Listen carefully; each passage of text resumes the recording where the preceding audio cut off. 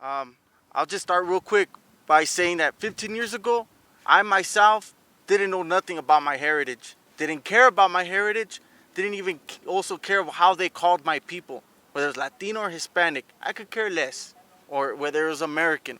I could care less.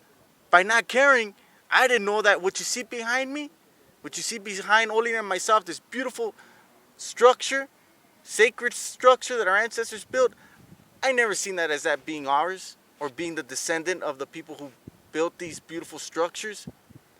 It's because I didn't have an identity. I had no clue to an identity. And the sad part, I could care less. And what I can tell you is that everyone around me felt the same way. My mother, father, other family members, and the people I grew up with. We could care less about this. It was never in our discussions, never to be talked about. And at one point I got educated, little by little. I met Mexica Movement, and I was introduced to an abundance of information. Information that I could not dismiss, which we hope you will not be able to dismiss this information that we're passing to you. And in that, I realized that, yeah, it's important to know who we are. It's very important to know who we are.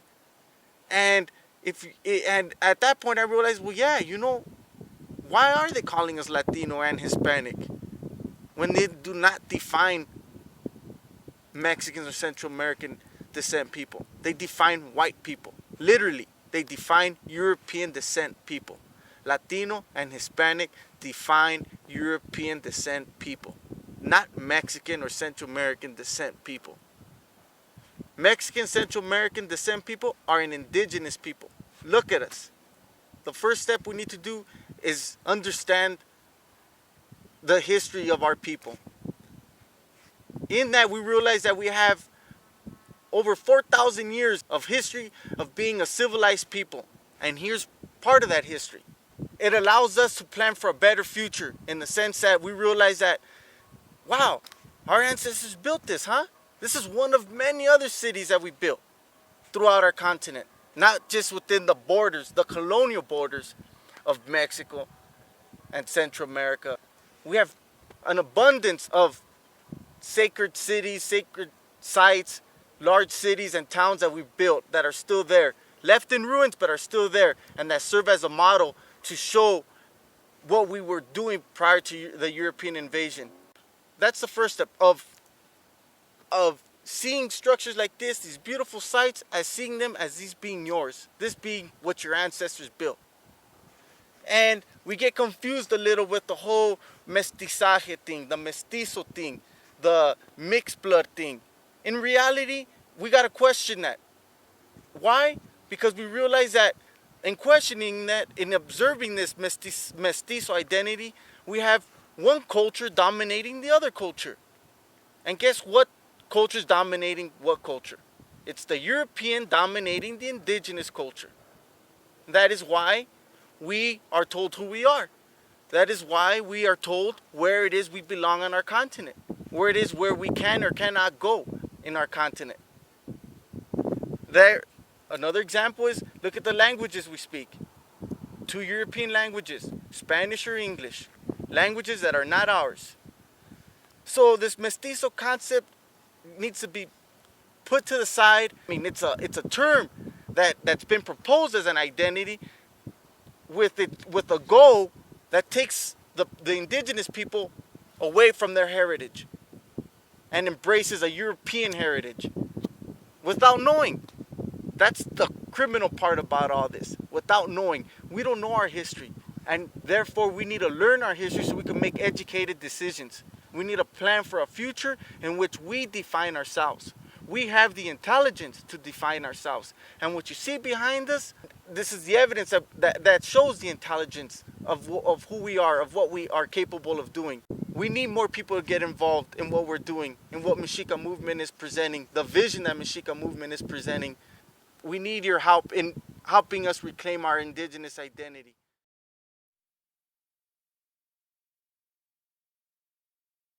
We're planting seeds through the internet, since that's kind of the new communication tool for the world. That's where this is being disseminated. So this is the classroom.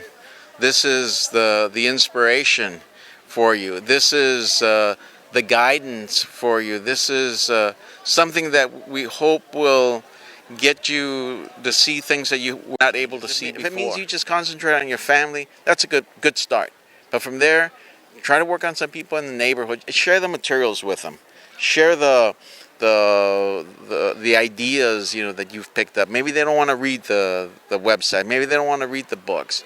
Show them some videos. Okay, invite them over to your house for a party. You know, a party of knowledge to discuss identity, why we're not Hispanic or Latino, to discuss the basic, you know, heritage of our people, going back to the Olmecs and talking about the Mayas and talking about the Mexica and talking about Teotihuacan, and then talking about the genocide that killed 95% of our people and how we're 5% that have survived. We're putting these seeds out to you. We want you to absorb the seeds, savor them, see how beautiful it is. Be fair to yourself. You know, give yourself the stretch and the embrace of your own intelligence. Use your imagination.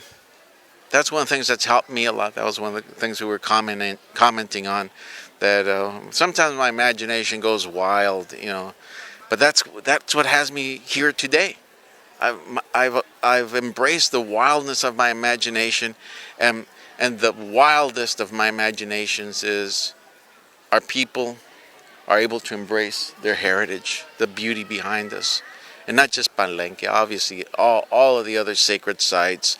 And it's not just about the sites, to embrace the knowledge, to embrace the sense of honor, the sense of dignity, the sense of collectiveness, the sense of duty to help each other, the sense of brotherhood and sisterhood, the sense of warriorhood, all of these things in the defense of our people, and the wildest of the wild dreams to work the rest of our lives, beyond our lives, for the liberation of Anahuac in the most realistic sense. And read our materials on our website, and you'll see this is more revolutionary than anything you can think of. What we are planning is a sure way to liberate our people. The only problem is we have to be unselfish, not selfish, and to think of the long-term the interests of our people. And that's something beautiful. That's something that's new for us, sadly, but it's something that once you embrace it, it is something that others will embrace, and eventually it will bring us liberation.